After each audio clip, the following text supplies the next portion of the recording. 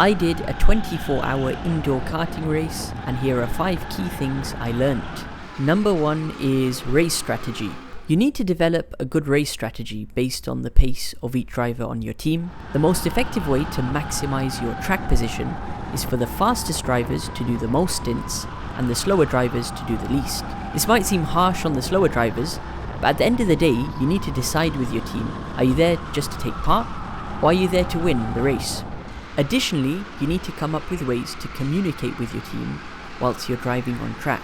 Ideally, you should use a radio communication, but if this is forbidden by the event organizer, then use signs and perhaps some kind of hand signals that can be effective. Remember, the person on your team who's communicating with you from the sidelines needs to be in a clear, fixed location every lap, so that way it's easy for you to see them and whatever sign they're holding up.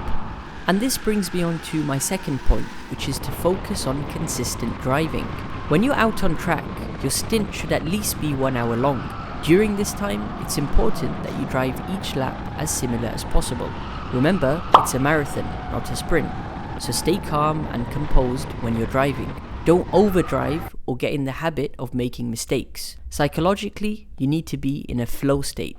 So set checkpoints in the form of other karts on track. You can see other drivers at different points, so use this as a gauge lap by lap to track your progress. If the gap is reducing, you're doing well, your line is good, so keep it up.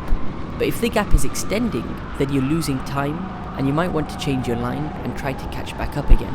Ideally, you want to work together with another driver who's on similar pace with you on track. Overall, your lap times will be faster because you won't be battling each other, and you can even try bump drafting each other, which especially on big outdoor tracks works wonders in an endurance race. And this brings me on to my third point, which is about dealing with lap traffic. You need to clear lap traffic as quickly and as efficiently as possible. Normally, the lap cart will acknowledge that you're the faster driver, and they'll actually make way for you to pass them cleanly. However, it's possible that you'll encounter multiple lap carts who might be in a battle of their own, and in this scenario, they're less likely to concede their position to you. But you need to stay calm and avoid going for half-hearted lunges like this. Not only does it slow you down, but it also encourages the lap cart to defend their position even more. Rather, stay on their bumper and wait for them to make a mistake. Otherwise, just suss out where their weaknesses are on track and then dive bomb them cleanly to pass. And this brings me on to my fourth point, which is about pit stops. Read the rules for the pit stops carefully. Usually there is a minimum time which you must spend in the pit lane. Some tracks will have an automatic timer showing the time that you enter the pit lane. If you don't have this, then you need to assign somebody from your team to stand at the pit lane entry with a stopwatch to record the time you enter the pits. It's also your team's responsibility to make sure the driver for the next stint is ready in all their race gear.